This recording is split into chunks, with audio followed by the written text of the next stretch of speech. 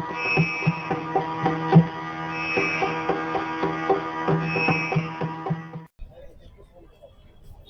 ओं विष्णुपादाय कृष्णप्रेष्ठाय भूतले श्रीमते भक्ति विकास स्वामी नामे। नमः ओं विष्णुपादाय कृष्णप्रेष्ठाय भूतले श्रीमते भक्ति वेदांत स्वामी नामे। नमस्ते सारस्वते देवे गौरवाणी प्रचारिणे निर्विशेष शून्यवादी पाश्चात्य देशकारिणे। जय श्री कृष्ण चैतन्य प्रभु नित्यानंद श्री अद्वैत गदाधर श्रीवासादि गौर भक्तवृंद। हरे कृष्णा कृष्ण कृष्ण हरे हरे, हरे राम राम राम हरे हरे।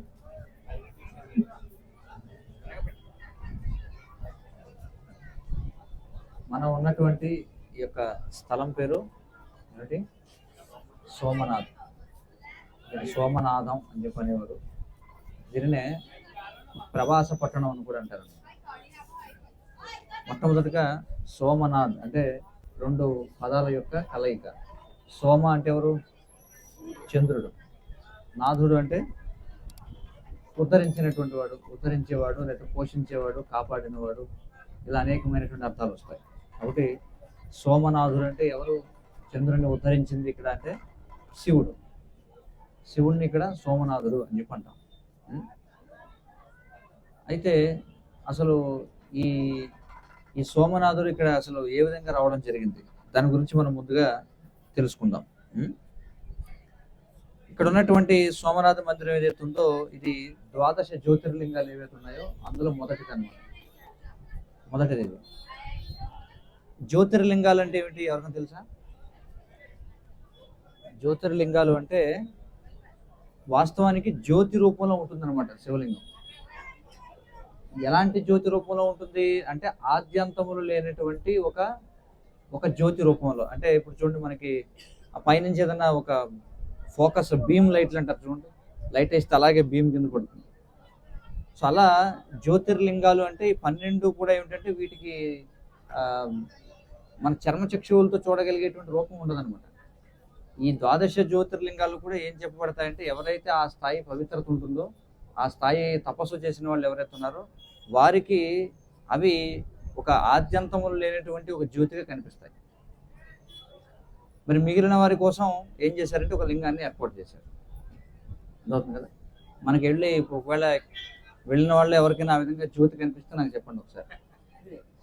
అర్థమైంది కదా? అందరం కూడా వారికి కొంచెం ప్రదక్షిణం చేసి నమస్కారం చేసుకుంటాం. కానీ మిగిలిన వారందరికీ కూడా అక్కడ మనకి ఏమి శిలారూపంలోనే మనకు కనిపిస్తుంది. కాబట్టి 12 జ్యోతిర్లింగాల్లో ఇదొకటి. అలాగే మనకి ద్వారక దగ్గరలో కూడా నాగేశ్వర జ్యోతిర్లింగం అనేది కూడా ఒకటి ఉంది. మరి స్థల పురాణాన్ని మనం చూసినట్లయితే మొట్టమొదట ఇది సోమ అంటే చంద్రుడికి సంబంధించినటువంటిది. సోమ అనగానే మనకి చంద్రుడికి సంబంధించింది అర్థమవుతుంది కదా అందరికీ. మరి ఈ చంద్రుడు అసలు ఎలా పుట్టాడు అంటే ఒక్కొక్క బ్రహ్మ యొక్క సమయంలో, ఎందుకంటే ఈ దేవతలందరూ కూడా ఎంతకాలం పాటు ఉంటారు? దేవతలు బ్రహ్మ యొక్క పగటి సమయం పాటు ఉంటారు కదా. ఒక బ్రహ్మ యొక్క ఒక రోజుని కల్పము అని చెప్పి అంటాం. కల్పం మారినప్పుడల్లా ఏమవుతుంది? దేవతలు పుట్టేటువంటి విధానం కొంచెం మారుతూ ఉంటుంది అనమాట. అయితే ఈ కల్పంలో మనకు తెలిసినటువంటి ఈ కల్పంలో చంద్రుడు ఈ క్షీరసాగర మదనంలో ఉద్భవించాడు అనమాట. క్షీరసాగరాన్ని మదించినప్పుడు మనకి చంద్రుడు బయటపడడం జరిగింది. దానిని వెంటనే ఏం చేశాడు? శివుడు దాన్ని తన యొక్క జటాజూటంలో ఆభరణంగా పెట్టుకున్నాడు. అందుకే శివుడిని చంద్రశేఖరుడు అని చెప్పంటారు. చంద్రుడి శిరస్సుపై ధరించినటువంటి వాడు అని చెప్పారు. అర్థమవుతుంది కదా? అంటే తన చంద్రుడిని చేపట్టినటువంటి వాడు అనేటువంటి అర్థం. మనకి ఈ చంద్రుడి గురించి మనం భగవద్గీతలో మనం చూసినట్లయితే భగవద్గీత 7వ అధ్యాయం 8వ శ్లోకంలో కృష్ణుడు చెప్తున్నాడు అనమాట. ఏమంటున్నాడు చెప్తారు ఎవరైనా శ్లోకం? రసోహమప్సు కౌంతేయ ప్రభాస్మి శశి సూర్యయోహో అని చెప్పుకుంటున్నాడు. అంటే శశి అంటే చంద్రుడు. అసలు శశి అనే పేరు ఎందుకు వచ్చింది? శశి అంటే వాస్తవానికి కుందేలు అని అర్థం. అర్థం కదా? శశాంక అని చెప్పుకుంటారు. అంటే చంద్రుడిని శశాంక అని, ఎందుకంటే అంకము అంటే చిహ్నము అని అర్థం. అంటే కుందేలు చిహ్నము కలిగినటువంటి వాడు. అందుకే మనం చంద్రుడిని చూస్తే పైన కుందేలు లాగా చిహ్నం కనిపిస్తుంది. అందుకే శశాంక అని చెప్పుకుంటారు. కాబట్టి కృష్ణుడు ఏమంటున్నాడంటే ఆ, నేనే చంద్రునిలో ఉన్నటువంటి కాంతిని అని చెప్పి అంటాడు. ప్రభాస్మి శశి సూర్యయో. ప్రభా అస్మి. ప్రభ అంటే ఏమిటి అర్థం? కాంతి. ప్రభ అంటే కాంతి. కాబట్టి సూర్యచంద్రుల్లో ఉన్నటువంటి కాంతి నేనే అని చెప్పి అంటున్నాడు. అలాగే ఈ క్షేత్రానికి ప్రభాస క్షేత్రం అనేటువంటి పేరు ఉంది. ఎందుకని ప్రభాస క్షేత్రం అనే పేరు ఉందంటే చంద్రుడు తిరిగి తన యొక్క ప్రభను పొందినటువంటి ప్రదేశం కాబట్టి. నిజంగా చంద్రుడు తిరిగి కోల్పోయినటువంటి ప్రభను పొందాడు కాబట్టి దీనికి ప్రభాస క్షేత్రం అనేటువంటి పేరు ఉందన్నమాట. సో ఆ విధంగా మనకి భగవద్గీత 7వ అధ్యాయం 8వ శ్లోకంలో ఒకసారి చంద్రుడి యొక్క ప్రస్తావన వస్తుంది. అందులో స్పష్టంగా కృష్ణుడు చెప్తున్నాడు, నేనే చంద్రుని యొక్క తేజస్సును. ఎందుకంటే 7వ అధ్యాయం పేరు ఏమిటి భగవద్గీతలో? భగవద్ విజ్ఞానం. సో అందులో కృష్ణుడు మనం చూస్తే ఏవైతే జడమైన వస్తువులు ఉన్నాయో ఆ జడమైన వస్తువుల్లో కనిపించేటువంటి, అంటే ఆ జడమైన వస్తువులకు విలువనిచ్చేది ఏదైతే ఉందో ఆ విలువని నేనే అని చెప్తాడు అనమాట. అందులో ఉదాహరణకి నీరు జడ పదార్థం, అవునా కదా? కానీ నీటికి ఏ విధంగా విలువ వచ్చింది? రుచి వల్ల. కానీ ఆ రుచి ఎక్కడి నుంచి వచ్చింది? కృష్ణుడి నుంచి.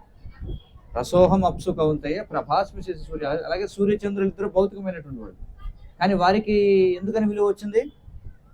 తేజస్సు వల్ల. కృష్ణుడు ఏమంటున్నాడు? ఆ తేజస్సు నేనే అని చెప్పుకుంటున్నాడు. ఇంకేం చెప్తున్నాడు? ఇంకేమున్నాయి శ్లోకాలు మనం చూస్తే? ప్రణవ సర్వవేదేశు అని చెప్పుకుంటాడు. పుణ్యో గంధ పృథివ్యాంశ. భూమి జడ పదార్థం, కానీ భూమికి విలువ ఇందులోంచి గంధం. ఆ గంధాన్ని ఎవరు అంటున్నాడు? కృష్ణుడు నేను. అలాగే పౌరుషం ఋషువు అని చెప్పుకుంటాడు. అంటే ఒక వ్యక్తిలో ఉన్నటువంటి, మనం మామూలు వ్యక్తులమే కానీ మనకు సామర్థ్యం ఉంది కదా, ఆ సామర్థ్యం ఎవరని చెప్తున్నాడు? కృష్ణుడు నేనే అని చెప్పుకుంటున్నాడు. కాబట్టి చంద్రుల్లో ఉన్నటువంటి ప్రభ ఎవరు అంటే కృష్ణుడే. అర్థమవుతుంది కదా? మళ్ళీ మనకి 15వ అధ్యాయం 13వ శ్లోకంలో కృష్ణుడు చెప్తాడు, ఏమంటాడంటే గామావిశ్యచ భూతాని ధారయామి అహమోజస పుష్ణామి చౌషధి సర్వా సోమో భూత్వా రసాత్మక అని చెప్పుకుంటాడు. అంటే నేను భూమి యందు ప్రవేశించి నా యొక్క శక్తి ద్వారా సకల జీవులను పోషిస్తాను. అలాగే చంద్రునిగా నేనే విస్తరించి ఏం చేస్తాను? సకల ఔషధులను, అంటే సకల మొక్కలను నేనే పోషిస్తాను అని చెప్పి కృష్ణుడు అంటున్నాడు. అంటే మనం తినేటువంటి కూరగాయలు ఏవైతే ఉన్నాయో వాటిలో ఉన్నటువంటి రుచి, మనం తీసుకునే ప్రతి పండు ప్రతి కూరగాయ కూడా దానికి వచ్చేటువంటి రుచి ఎక్కడి నుంచి వస్తుంది? చంద్రకాంతి వల్ల వస్తుంది అనమాట. సూర్యుని కాంతి వల్ల ఆకులు అవి పెరుగుతాయి, కానీ రుచి అనేది మాత్రం వచ్చేది ఎక్కడి నుంచి? రుచి అనేది చంద్రుడి నుంచి వస్తుంది. మరి రుచి అనేది వాస్తవానికి పంచభూతాల్లో ఏ భూతం యొక్క లక్షణం అది? రుచి అనేది ఏ పదార్థం యొక్క లక్షణం? నీరు, అంతే కదా? అందుకే కదా కృష్ణుడు రసోహం అప్సు, నీటి యందు రుచిని నేనే. అంటే నీరు లేకపోతే రుచి ఉండదు ఎందులో కూడా, నీటి వల్లనే రుచి వస్తుంది. కాబట్టి ఈ నీటికి చంద్రునికి అనుబంధం ఉంది, నీటికి చంద్రునికి రుచికి మనసుకి అనుబంధం ఉంది. చూడండి, జ్యోతిష శాస్త్రంలో కూడా నీరు, మనసు, చంద్రుడు ఇవన్నిటికీ కూడా అనుబంధం ఉందన్నమాట. అలాగే రుచి అవుతుంది కదా, దీన్ని తనుభావం అని కూడా అంటారు జ్యోతిష శాస్త్రంలో. కాబట్టి ఆ నీరు కూడా మనం చూస్తే ఆ నీరు ఈ చంద్రుని యొక్క గమనం వల్లనే సముద్రాల్లో నదుల్లో కూడా నీరు ఉప్పొంగుతూ ఉంటుంది, ఒకసారి ఇది అవుతుంది. కాబట్టి ఆ చంద్రుడు ఎవరంటున్నాడు కృష్ణుడు? నేనే ఆ చంద్రుడు అని చెప్పి అంటున్నాడు. మరొక చోట అంటే ఇది కొంచెం పరోక్షంగా చెప్తాడు కృష్ణుడు. భగవద్గీత 8వ అధ్యాయం 24-26 శ్లోకాల్లో ఏమంటాడంటే అగ్నిర్జ్యోతిరహ శుక్ల షణ్మాస ఉత్తరాయణం అనేటువంటి దాంట్లో అందులో ఆయన ఏమంటాడంటే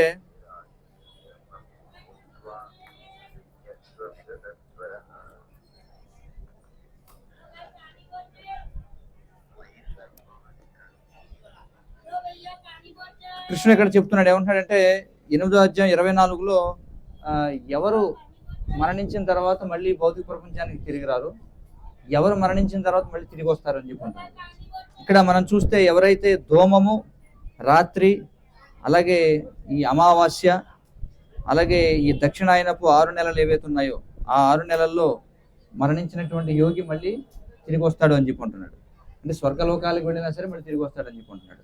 అలా కాకుండా ఎవరైతే అగ్ని, పగలు, వెలుగు, అలాగే శుక్లపక్షం, అలాగే ఉత్తరాయణం, ఈ 6 మాసాల్లో ఎవరైతే శరీరాన్ని వదిలిపెడతారో వారు మళ్ళీ ఏం చేస్తారో తిరిగి రారు, వాళ్ళు బ్రహ్మపదానికి వెళతారని చెప్పుకుంటున్నాడు. అది కూడా మనకు కనిపిస్తుంది. కాబట్టి ఈ రకంగా మనకు చూస్తే అలాగే మనం చూస్తే 10వ అధ్యాయం 21వ శ్లోకంలో కూడా 10వ అధ్యాయంలో 21వ శ్లోకంలో ఏమంటాడు? ఆదిత్యానాం అహం విష్ణుర్ జ్యోతిషాం రవిరంశుమాన్ మరీచిర్ మరుతామస్మి నక్షత్రానాం అహం శశి అని చెప్పుకుంటాడు. నక్షత్రాల్లో నేను శశి, నేను చంద్రుడిని అని చెప్పుకుంటున్నాను. కాబట్టి ఇవన్నీ కూడా చంద్రుని గురించినటువంటి ప్రస్తావనలు. మరి ఈ చంద్రుడు మనం చెప్పుకున్నాం, ఆయన ఎక్కడి నుంచి వచ్చాడు? ఆయన అంటే అనేక రకాలుగా వచ్చినట్టుగా చెప్పబడుతుంది, కానీ క్షీరసాగర మదనం నుంచి వచ్చినట్టుగా మనం తెలుసుకుంటాం. కాబట్టి అది చంద్రుని యొక్క విశేషం, మొట్టమొదటి విషయం మనం చెప్పుకోవాల్సింది. ఇక తర్వాత ఈ చంద్రునికి ఇక్కడ ఉన్నటువంటి శివునికి ఏమిటి సంబంధం అంటే, మనం భాగవత పురాణంలో మనం చూసినట్లయితే, భాగవత పురాణంలో దక్షుడు ఏం చేస్తాడంటే తన యొక్క కుమార్తెలను ఇచ్చి చంద్రునికి వివాహం చేస్తాడు. అర్థమవుతుంది కదా? ఈ 27 నక్షత్రాలు ఏవైతే ఉన్నాయో, 27 నక్షత్రాలు ఏవైతే ఉన్నాయో, 27 నక్షత్రాలు కూడా దక్షుని యొక్క కుమార్తెలు అనమాట. ఆ 27 నక్షత్రాల్లో 20 నక్షత్రాలను ఇచ్చి ఏం చేస్తారంటే చంద్రునికి వివాహం చేస్తాడు దక్షుడు. కానీ అందులో రోహిణి చాలా తేజవంతమైనటువంటి ఆమె అనమాట. అందుకని చంద్రుడు ఏం చేస్తారంటే రోహిణికి బాగా ఆసక్తుడైపోతాడు అనమాట. రోహిణికి ఆసక్తుడైపోయి ఇతర భార్యల్ని అతడు విస్మరిస్తాడు. అందుకు గాను రోహిణి మిగతా భార్యలందరూ కూడా వెళ్ళి ఏం చేస్తారంటే తండ్రి అయినటువంటి దక్షునికి అతనిపై ఆరోపణ చేస్తారు, ఇలా చేస్తున్నాడని చెప్పి. వెంటనే దక్షుడు ఏం చేస్తాడంటే శపిస్తాడు అనమాట. ఏమంటే నువ్వు కళావిహీనుడు అయిపోవాలని చెప్పి, కళావిహీనుడు అయిపోవాలని చెప్పి చెప్తాడు. మరి వెంటనే ఈ చంద్రుడు ఏం చేస్తారంటే మరి ఎవరైతే తనను ఆభరణంగా శిరస్సులో ధరించాడో ఆ శివుడి కోసం ఆయన గొప్ప తపస్సు చేస్తాడనమాట. తపస్సు చేస్తే అప్పుడు శివుడు ప్రసన్నమై ఏం చేస్తారంటే మళ్ళీ సరే నీకు తరిగిపోవడమే కాదు పెరగడం కూడా ఉంటుందని చెప్పి ఆయనకి ఏదైతే శుక్లపక్షం కృష్ణపక్షం ఏర్పడేలా ఏర్పాటు చేస్తాడనమాట. మరి దానికి కృతజ్ఞతగా చంద్రుడు ఏం చేస్తారంటే ఇక్కడ ఒక ఆలయాన్ని నిర్మిస్తాడనమాట. అర్థమవుతుంది కదా?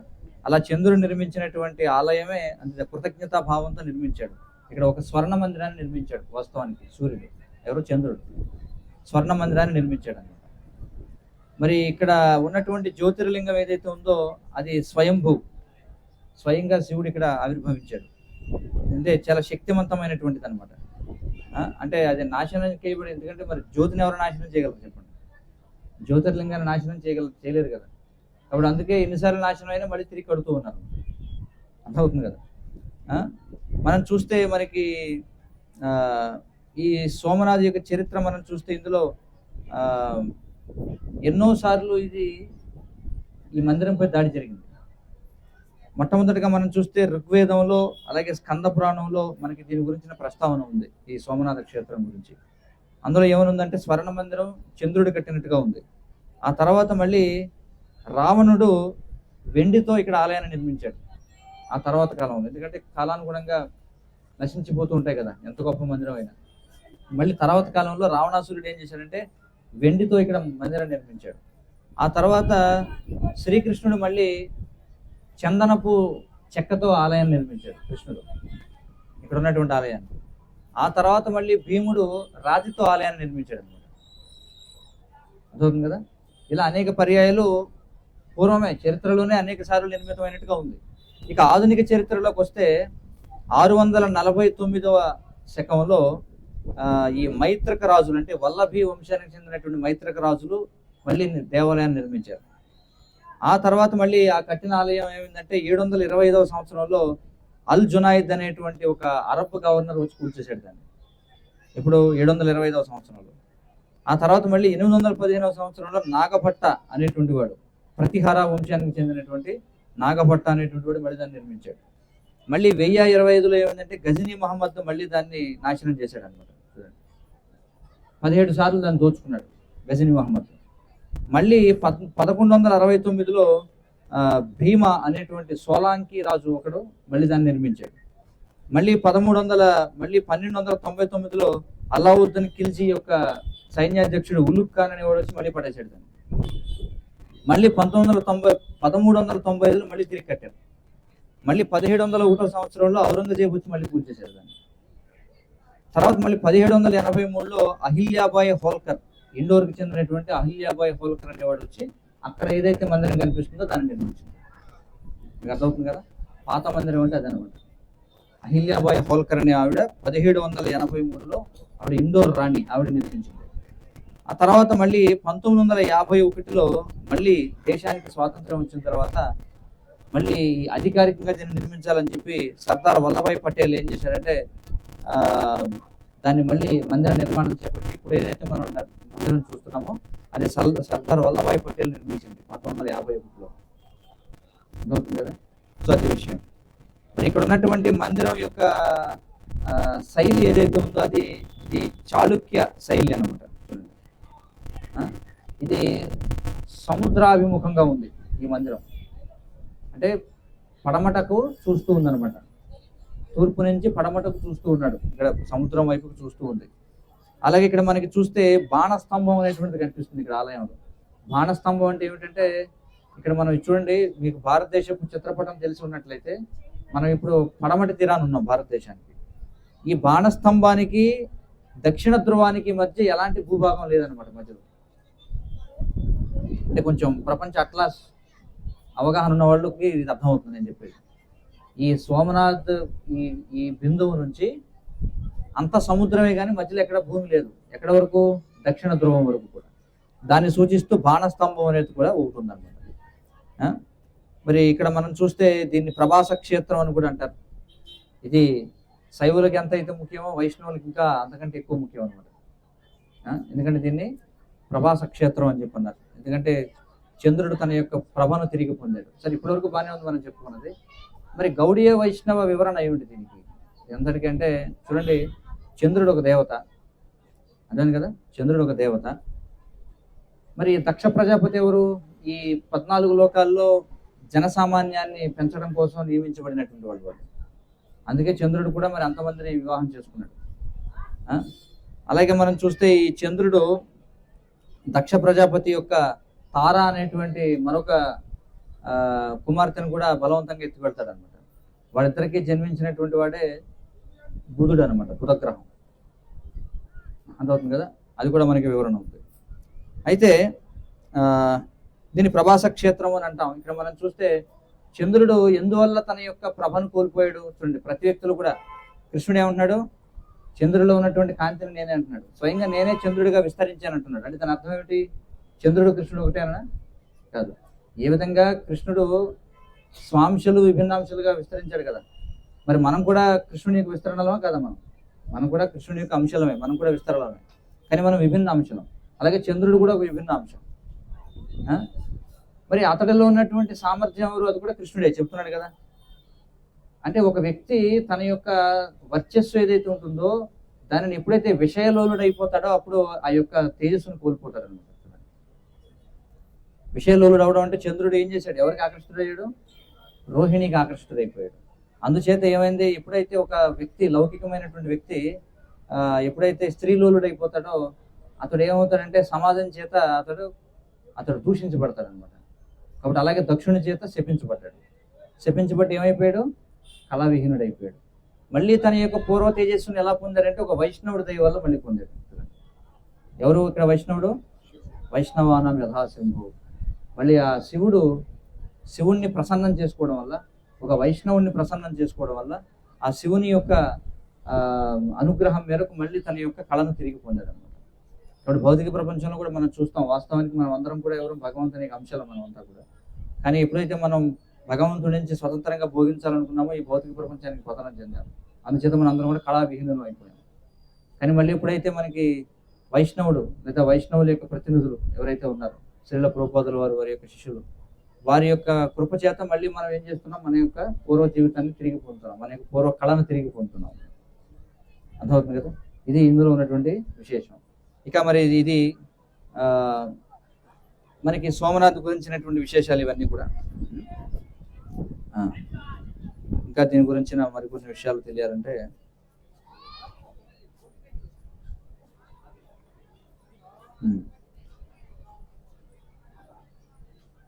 సో ఇది చెప్పుకున్నాం మనం, చంద్రుడు ఎందుకు శపించబడ్డాడు అనేటువంటిది.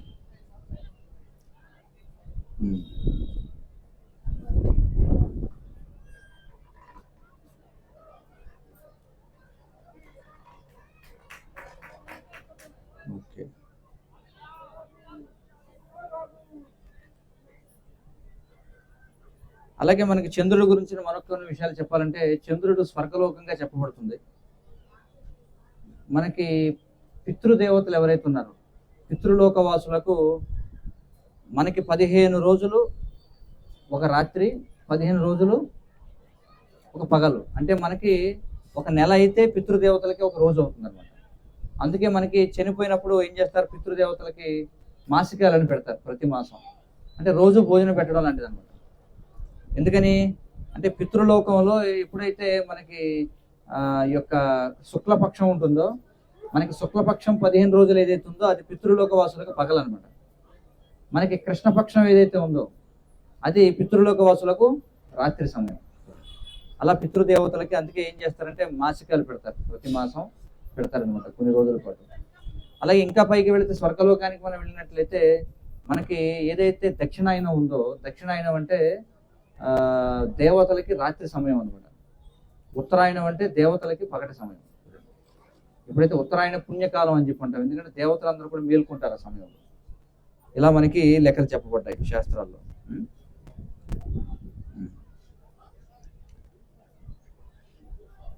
ఆ తరువాత మనం చూస్తే ఈ యొక్క క్షేత్రాన్ని చూడండి, ఇంకా శ్రీల ప్రభువులు చెప్తున్నారు మనసు గురించి.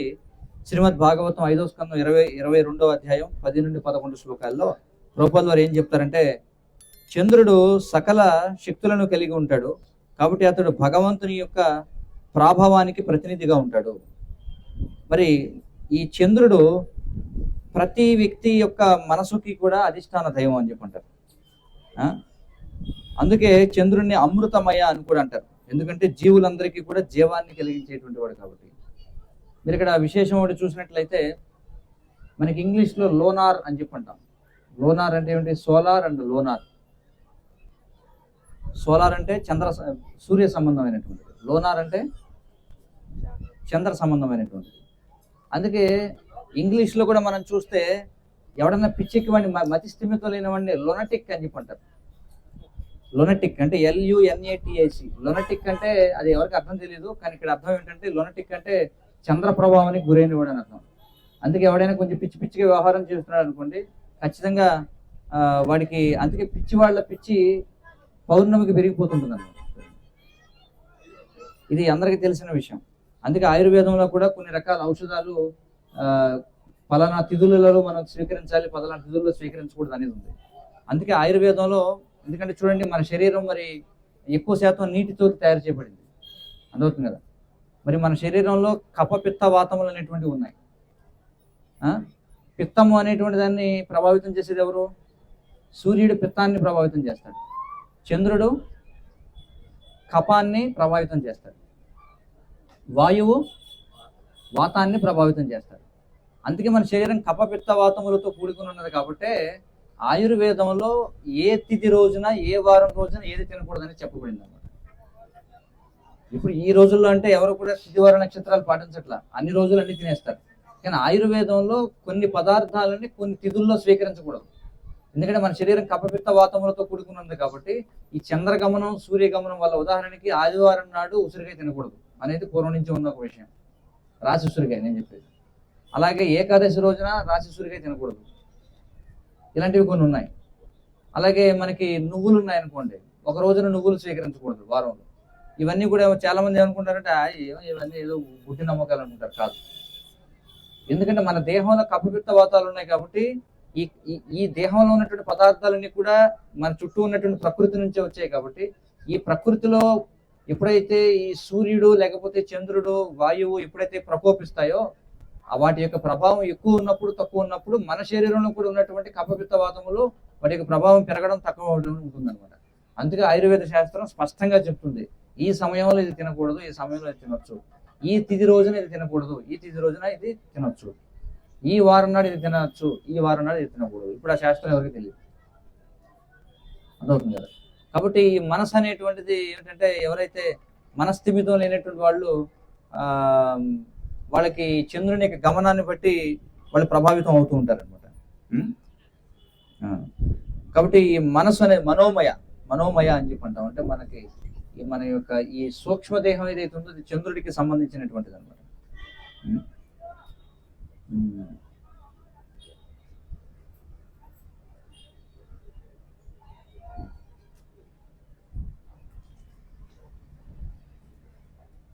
సరే, ఇక ఆ,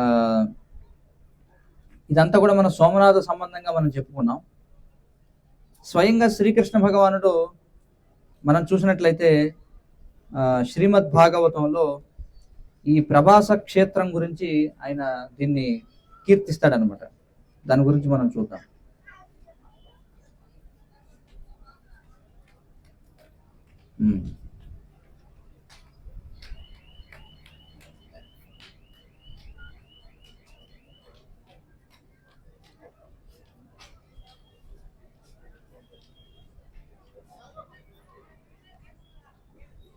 నిమిషం.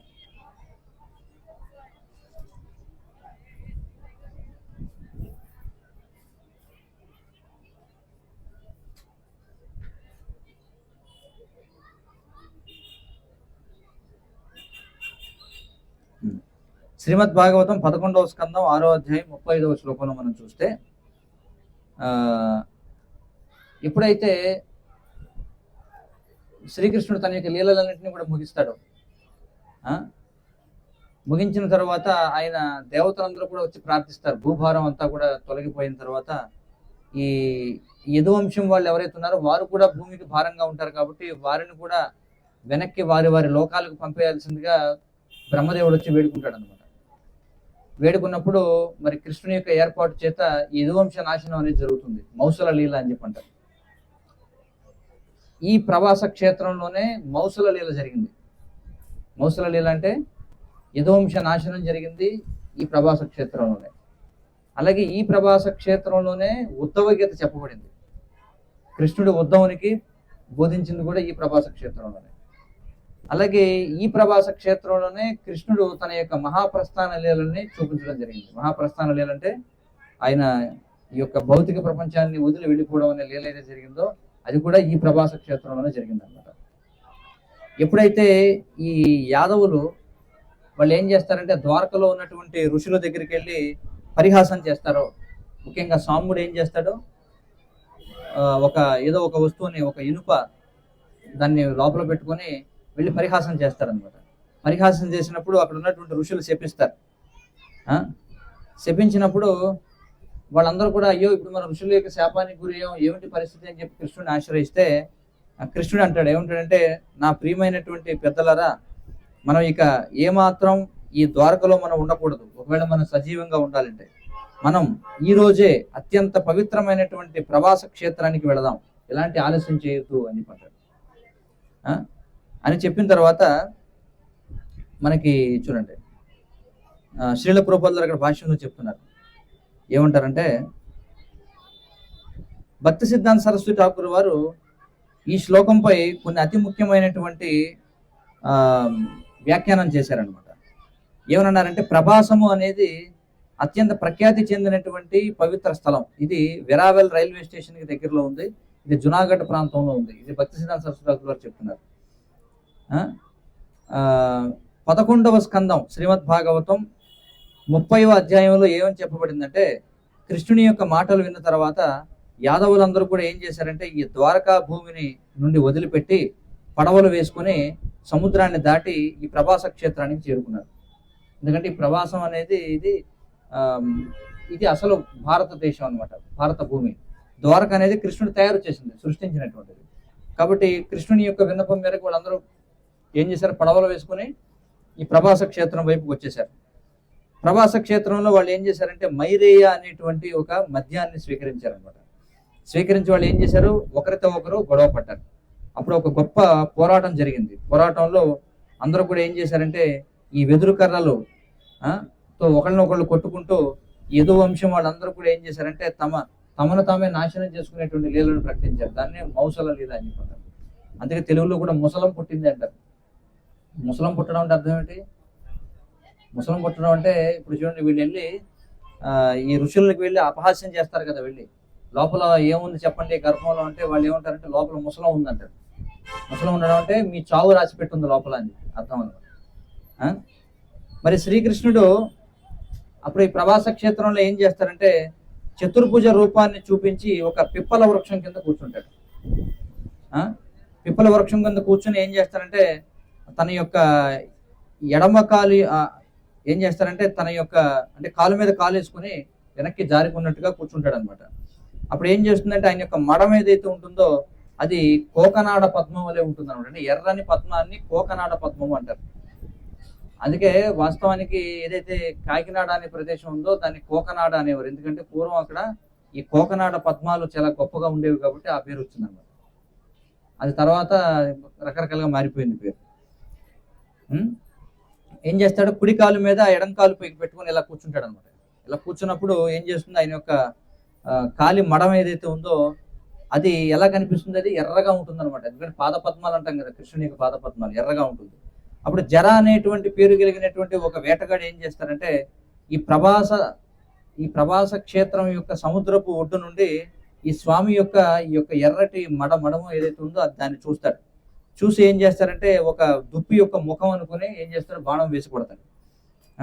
మరి ఆ పిప్పల చెట్టు కింద కృష్ణుడు ఎప్పుడైతే కూర్చున్నాడో అక్కడ ఇప్పుడు ఒక నూతన మందిరం ఉంది, మనం వెళ్తాం అక్కడికి. అక్కడ ఒక నూతన మందిరం ఉంటుంది. మరి ఆ చెట్టు నుండి 1 మైలు దూరంలో సముద్రపు ఒడ్డులో వీర ప్రభంజన మఠం అనేటువంటిది ఉంటుంది అనమాట. ఆ వీర ప్రభంజన మఠం అంటే ఆ ప్రదేశం నుండి ఈ జర అనేటువంటి వేటగాడు బాణంతో కొడతాడు. దాన్ని వీర ప్రభంజన మఠం అంటారు. ఆ మఠం కూడా ఇప్పుడు ఉంది. కృష్ణుడు ఎక్కడైతే ఒక పిప్పల వృక్షం కింద కూర్చున్నాడో ఆ ప్రదేశం కూడా ఉంది, అది కూడా చూస్తాం మనం. అలాగే మహాభారత తాత్పర్య నిర్ణయం అంటే శ్రీ మధ్వాచార్యులు వారు రచించినటువంటి మహాభారత తాత్పర్య నిర్ణయంలో ఆయన ఈ మౌసల లీల గురించి భాష్యం రాస్తారు. ఏమంటారంటే పూర్ణ పురుషోత్తమ భగవానుడు ఈ అసురులను మోహింపజేయడం కోసం అలాగే తన యొక్క భక్తుల యొక్క వాక్కులు అలాగే బ్రాహ్మణుల యొక్క వాక్కులు నిజం కావడం కోసం ఆయన ఏం చేశాడంటే ఒక భౌతిక పదార్థంతో కూడినటువంటి ఒక శరీరాన్ని సృష్టించాడు. ఆ భౌతిక పదార్థం కూడినటువంటి శరీరంలోకి ఈ బాణం వేయబడింది అనమాట. కానీ వాస్తవమైనటువంటి భగవంతునికి చతుర్భుజ రూపం ఏదైతుందో దానిని జర అనే బోయవాడు వేసిన బాణం ఏనాడు కూడా తాకలేదు. ఎందుకంటే భౌతిక వస్తువు ఇది కూడా దివ్యమైనటువంటి దానిని తాకలేదు కాబట్టి. మరి ఈ జర అనేటువంటి బోయవాడు ఎవరైతే ఉన్నాడో అతడు వాస్తవానికి భృగు ఋషి. ఆ భృగు ఋషి భగవంతుని యొక్క భక్తుడు అన్నమాట. ఆ భృగు ఋషి తర్వాత కాలంలో జర అనేటువంటి బోయవాడిగా పుడతాడు. పూర్వ యుగంలో భృగుముని ఏం చేశాడంటే వెళ్ళి విష్ణు యొక్క ఛాతీపై కాలుతో తంతాడు. తెలిసిందే కదా ఇలా, గుర్తుందా మీకు? ఎవరు భగవంతుడని తేల్చుకోవడం కోసం వెళ్ళి ఏం చేస్తాడు భృగుముని, విష్ణు యొక్క ఛాతీపై తన్నుతాడు అనమాట. మరి ఆ విధంగా తన్నిన దానికి యొక్క అపరాధం ఏదైతే ఉందో ఆ అపరాధాన్ని అంటే భగవంతునికి ఛాతీపై పాదం పెట్టిన అపరాధానికి దానికి ప్రాయశ్చిత్తంగా భృగువు ఒక పతనం అయినటువంటి నీచమైనటువంటి వేటగాడిగా పుట్టాల్సి వచ్చింది అన్నమాట. ఆ వేటగాడు ఎవరంటే ఈ జర అనేటువంటి పోయేవాడు. కానీ ఒక ఉన్నతమైనటువంటి అంటే ఒక గొప్ప భక్తుడు కావాలనే ఈ విధంగా నీచమైనటువంటి జన్మను స్వీకరించినప్పటికీ భగవంతుడు తన భక్తుడు ఆ విధంగా ఒక పతనమైనటువంటి నీచమైనటువంటి స్థితిలో ఉండడాన్ని చూసి భగవంతుడు ఇప్పుడు కూడా నచ్చదనమాట. భగవంతుడు ఎప్పుడు కూడా భగవంతుడు ఏమనుకుంటాడు, తన భక్తుడిని ఆ నీచమైనటువంటి అవస్థ నుంచి ఉద్ధరించాలనుకుంటాడు. అందుచేత పూర్ణ పురుషోత్తమ భగవానుడు ద్వాపర యుగాంతంలో ఈ విధమైనటువంటి లీలను ఏర్పాటు చేశాడు అనమాట. ఏర్పాటు చేసి అంటే భగవంతుడు తన యొక్క లీలను పరిసమాప్తం చేసేటువంటి సమయంలో ఏం చేశాడు, తన భక్తుడైనటువంటి భృగుణ్ణి ఈ జర అనేటువంటి బోయవాని రూపంలో పుట్టించి అతని ద్వారా బాణం వేయిస్తే ఆ బాణం ఏమైంది, ఆయన సృష్టించిన భౌతిక దేహానికి అంటే అసురులను మోహితులను చేయడం కోసం ఆయన వ్యక్తం చేసినటువంటి భౌతిక దేహంలోకి అది దిగింది. ఆ విధంగా ఆ వేటగాడు వెంటనే పశ్చాత్తాపానికి గురవుతాడు. పశ్చాత్తాపానికి గురై తన యొక్క అధమమైనటువంటి జన్మను విడిచిపెట్టి వైకుంఠ లోకానికి తిరిగి పెడతాడు. ఇది మధ్వాచార్యులు వారు తెలియజేసినటువంటి విషయం. అర్థమవుతుంది కదా మహాభారత తాత్పర్య నిర్ణయంలో. అందుచేత తన భక్తులైనటువంటి భృగువుని సంతృప్తిపరచడం కోసం అలాగే అసురులను మోహితులను అయోమయానికి గురి చేయడం కోసం భగవంతుడు మౌసల లీలను ఈ ప్రవాస క్షేత్రంలో నిర్వహించడం జరిగింది. కానీ మనం అర్థం చేసుకోవాల్సింది ఏమిటంటే ఈ మౌసల లీల అనేది మోహపూరితమైనటువంటి లీల అనమాట. పూర్ణ పురుషోత్తముడైనటువంటి శ్రీకృష్ణుడు ఆయన భూమిపై అవతరించిన కాలం నుండి ఆయన ఏనాడు కూడా సాధారణమైనటువంటి మనుషులలో ఉండే భౌతికమైనటువంటి ఈ లక్షణాలను ఎన్నడూ కూడా ఆయన వ్యక్తం చేయలేదు. భగవంతుడు ఆయన తన తల్లి యొక్క గర్భం నుండి ఆవిర్భవించలేదు. పైగా చెప్పాలంటే ఆయన యొక్క అచింత్యమైనటువంటి శక్తి ద్వారా ఆయన ఈ ప్రసూతి గృహంలోకి అవతరించాడు. చూడండి, భాగవతం మనం చూస్తే తల్లి గర్భం నుంచి బయటకు వచ్చినట్టుగా ఇవాళ ఆ ప్రసూతి గృహంలో ఆయన అవతరించాడు అనమాట కృష్ణుడు. అది ఇక్కడ చెప్పబడింది, అంతేగాని ఆయన భౌతికంగా పుట్టలేదు అనమాట. అలాగే ఆయన ఈ యొక్క లౌకిక ప్రపంచాన్ని త్యజించేటువంటి సమయంలో ఆయన అలాంటిదే మరొక రకమైనటువంటి మోహపూరితమైనటువంటి పరిస్థితిని ఆయన ఏర్పాటు చేయడం జరిగింది, అసురులను మోహితులను చేయడం కోసం, అభక్తులను మోహితం చేయడం కోసం, అభక్తులను మోహింపజేయడం కోసం భగవంతుడు ఒక మోహితమైన అంటే ఒక మోహపూరితమైనటువంటి శరీరాన్ని తన భౌతిక శక్తి నుండి సృష్టించాడు. అదే సమయంలో ఆయన స్వయంగా తన యొక్క సచ్చిదానంద దేహంలో కూడా ఉన్నాడు. ఆ విధంగా అతను ఏం చేశాడంటే తన మోహపూరితమైనటువంటి భౌతిక దేహం ఏదైతే ఉందో దాని యొక్క పతనానికి ఆయన దారి తీశాడు అనమాట. కాబట్టి ఈ విధంగా చేయడం వల్ల అది ఏం చేస్తుందంటే ఈ మూర్ఖులైనటువంటి అసురులు చక్కగా మోహానికి గురయ్యారు. కానీ శ్రీకృష్ణుని యొక్క వాస్తవమైన దివ్యమైన నిత్యమైనటువంటి శరీరం ఏదైతే సచ్చిదానంద దేహం అది ఎన్నడూ కూడా మరణాన్ని అనుభవించరు. అలాగే ఈ ప్రవాస క్షేత్రం ఏదైతే ఉందో అక్కడ భృగుతీర్థం అనేటువంటి ఒక పవిత్ర స్థలం ఉందన్నమాట. ఇక్కడ భృగుతీర్థం అంటారు. ఈ భృగుతీర్థం అనేది పరశురాముడి చేత వ్యక్తం చేయబడింది. ఈ ప్రదేశంలోనే సరస్వతి మరియు హిరణ్య అనేటువంటి నదులు రెండు కూడా సముద్రంలోకి ప్రవేశిస్తాయి. దాన్నే భృగుతీర్థము అని చెప్పుకుంటారు. సరస్వతి అలాగే హిరణ్య అనేటువంటి నదులు సముద్రంలోకి ప్రవహించేటువంటి ప్రదేశం అది. మరి ఈ భృగుతీర్థం దగ్గర నుండే ఈ వేటగాడు తన యొక్క బాణాన్ని వేశాడు అనమాట. దాన్ని భృగుతీర్థం అని చెప్పంటారు. మరి ఈ ప్రభాస తీర్థం గురించినటువంటి విస్తృతమైనటువంటి వివరణ మనకి ప్రభాస ఖండంలో ఉంది, స్కంద పురాణంలో. అలాగే ఈ మహాభారతంలో కూడా అనేకమైనటువంటి ఫలశ్రుతులు చెప్పబడ్డాయి ఈ ప్రభాస తీర్థాన్ని సందర్శించడం గురించి. మరి ఫలశ్రుతులు అంటే ఏమిటి అంటే ఎవరైతే ఒక పుణ్యకార్యం చేస్తే వాళ్ళకు వచ్చే మంగళప్రదమైనటువంటి ఫలితాల గురించి చెప్పే వాటిని ఫలశ్రుతులు అని చెప్పంటారు. మరి ఇప్పుడు మనం చెప్పుకోబోయే శ్లోకంలో స్వయంగా శ్రీకృష్ణ భగవానుడు ప్రభాస క్షేత్రాన్ని సందర్శించడం వల్ల వచ్చేటువంటి ఫలితాలు ఏమిటో వివరిస్తారు. అది చూద్దాం ఏమిటని. భాగవతం 11:6-36 చెప్తున్నాడు. ఎత్ర స్నాత్వా తక్షశాపాత్ గృహీతో యక్ష్మణోదురాత్ విముక్త కిల్బిషాత్ సద్యో భేజే భూయ కలోదయం అని చెప్పన్నాడు. ఏమన్నాడంటే ఒకసారి కృష్ణుడు చెప్తున్నాడు చూడండి స్వయంగా. ఒకసారి సోముడు అంటే చంద్రుడు అతడు ఈ క్షయపీడ వ్యాధిని పొందాడు. క్షయపీడ అంటే ఏమిటి అర్థం అంటే క్షీణించిపోవడం. పీడ అంటే ఏమిటి అర్థం? పీడ అంటే వదలకుండా పట్టుకుంటే దాన్ని పీడ అనుకుంటాను. క్షయపీడ అంటే ఏమిటంటే క్షయం అంటే ఒకరోజు కాదు 15 రోజుల పాటు క్షీణించిపోతుంటాడు. కాబట్టి చంద్రుడు ఒకానొక సమయంలో ఈ దక్షుని శాపం కారణం చేత క్షయపీడకు గురయ్యాడు. కానీ ప్రభాస క్షేత్రంలో స్నానం చేయడం ద్వారా చంద్రుడు వెంటనే తన యొక్క పాప కర్మ నుంచి విముక్తుడై మళ్ళీ తన యొక్క ఈ కళలను తిరిగి పొందాడు అని చెప్పి కృష్ణుడు స్వయంగా చెప్తున్నాడు అనమాట. ఇది ప్రభాస క్షేత్రంలో స్నానం చేయడం యొక్క మహిమ చెప్పబడింది. అలాగే ఇంకా చెప్తున్నాడు కృష్ణుడు. వయం చ తస్మిన్ ఆప్లుత్య తర్పయిత్వా పితॄన్ సురాన్ భోజయిత్వోషిజో విప్రాన్ నానా గుణావతాన్ దశ తేషు దానాని పాత్రేషు శ్రద్ధయోక్త్వా మహాంతి వై వృజినాని తరిష్యాము దానైర్ నౌభిర్ ఇవార్ణవం అని చెప్పన్నాడు. కృష్ణుడే చెప్తున్నాడు చూడండి స్వయంగా. ఏమంటున్నాడంటే ప్రవాస క్షేత్రంలో స్నానం చేయడం ద్వారా, ఇక్కడ తపస్సు చేయడం ద్వారా అంటే యజ్ఞం చేయడం ద్వారా, దేవతలను సంతృప్తిపరచడం కోసం యజ్ఞాలు తపస్సులు చేయడం ద్వారా, అలాగే పూజనీయమైనటువంటి బ్రాహ్మణులకు ఇక్కడ ప్రసాదాన్ని ఇవ్వడం వలన, అలాగే వారికి రుచికరమైనటువంటి పదార్థాలను ఇవ్వడం వలన, అలాగే వారికి విలువైనటువంటి బహుమతులను ఇవ్వడం వలన వారందరూ కూడా అంటే ఎందుకంటే బ్రాహ్మణులు అనేవాళ్ళు అత్యంత విలువైనటువంటి బహుమానాలని పొందడానికి అర్హులు అని చెప్పుకుంటున్నారు. ఆ విధంగా చేస్తే మనం ఖచ్చితంగా ఈ దాన ప్రభావం చేత తీవ్రమైనటువంటి ప్రమాదాల నుంచి మనం దాటగలుగుతాం. ఎలా అంటే సరైనటువంటి నావను ఆశ్రయిస్తే గొప్ప సముద్రాన్ని దాటినట్టుగా అని చెప్పి కృష్ణుడు అంటున్నాడు. కాబట్టి ప్రవాస క్షేత్రంలో దానం ఇవ్వడం వల్ల వచ్చేటువంటి ఫలితం ఇదిగా చెప్పబడింది. సో ఇవి మనకి ప్రవాస క్షేత్రం గురించినటువంటి విషయాలు. మరి వాస్తవానికి మనం ప్రవాస క్షేత్రంలో మనం చేయగలిగితే ఇక్కడ మనం ఏం చేయాలంటే మొత్తం ఏదైతే ఏముంది ఈ ఉద్ధవ గీత ఏదైతే ఉందో దాన్ని పారాయణం చేయగలిగితే చాలా విశేషం అన్నమాట. ఈ క్షేత్రంలో ఉద్ధవ గీతని పారాయణం చేయగలిగితే సో ఇవన్నీ కూడా మరి విశేషాలు. కాబట్టి కొన్ని మౌలికమైనటువంటి విషయాలు మనం చర్చించాం. మరి ఇంకా మనకి ఈరోజు రేపు కూడా సమయం ఉంది కాబట్టి మనం శ్రీమద్ భాగవతం నుండి కూడా ఉద్ధవ గీత సంబంధించినటువంటి విషయాలు, అలాగే ఏ విధంగా శ్రీకృష్ణుడి యొక్క నిర్యాణం అని చెప్పి అంటారు, శ్రీకృష్ణుడి యొక్క మహాప్రస్థానం జరిగింది ఈ ప్రవాస క్షేత్రంలో. అనేటువంటి విషయాలు కూడా మనం చూద్దాం. ఇప్పుడు మొట్టమొదట మనం వెళ్ళి సోమనాథుడిని మనం దర్శిద్దాం. మరి ఎందుకని మనం వైష్ణవులు శివుణ్ణి మనం ఎలా చూస్తాం? మనం వైష్ణవానాం యథాశంభో అని చెప్పి, అంటే వైష్ణవులలో శివుడు అత్యంత ఘనమైనటువంటి వాడు అని చెప్పి. ఎందుకంటే మరి వైష్ణవుల యొక్క కృప లేకుండా మనం ఏమీ కూడా చేయలేము అనమాట.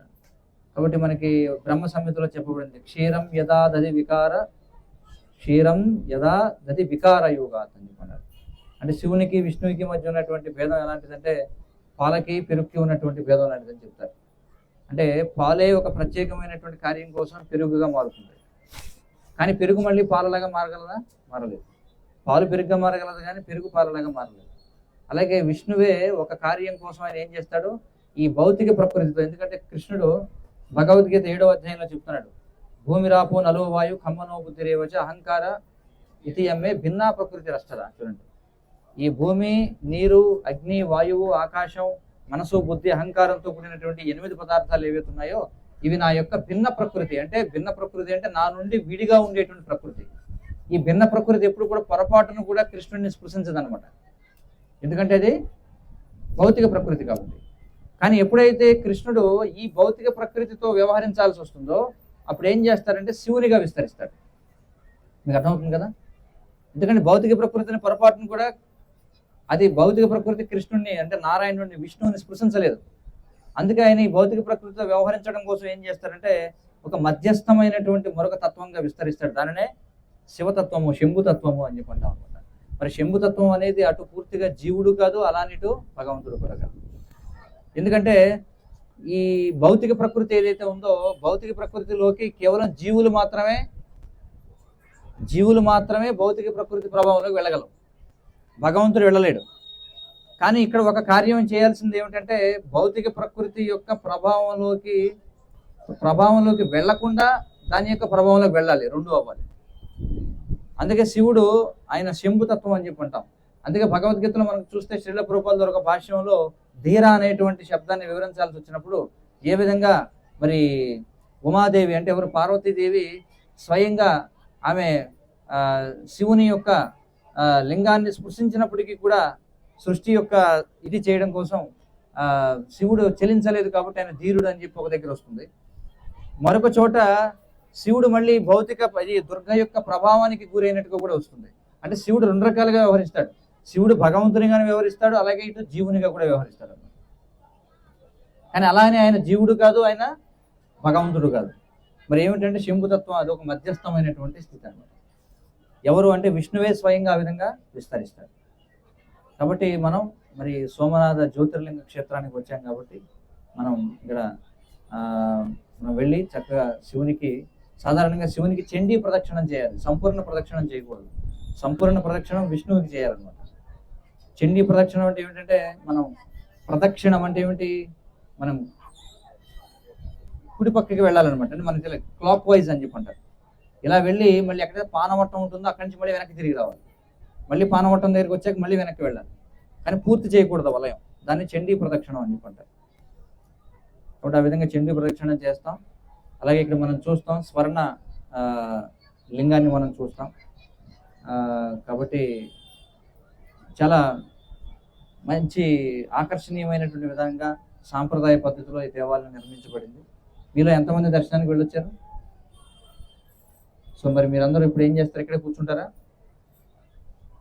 మిగిలిన వాళ్ళందరూ దర్శనానికి వెళ్ళి మళ్ళీ ఎక్కడ సమావేశం అవ్వాలి? అందరూ మళ్ళీ ఇక్కడ సమావేశం అవ్వాలి.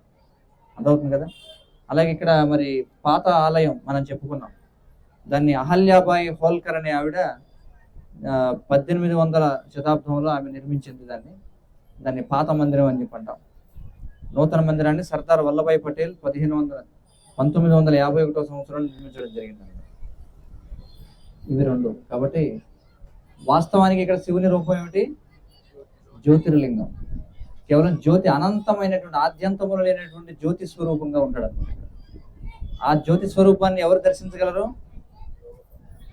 అత్యంత పవిత్రమైనటువంటి వాళ్ళు, తపస్సులైనటువంటి వాళ్ళు మాత్రమే దాన్ని దర్శించగలరు. మిగిలిన వారందరికీ కూడా అది భౌతికమైనటువంటి రూపంగానే కనిపిస్తుంది.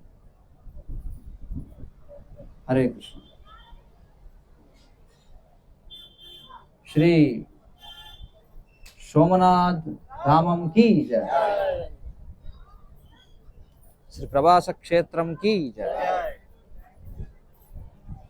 संसार दावानलिलोका ज्ञानाय कारुण्य घनाघनत्यम् सकलनगुणार्णवस्य वन्दे गुरश्रीचरणारविन्दम्.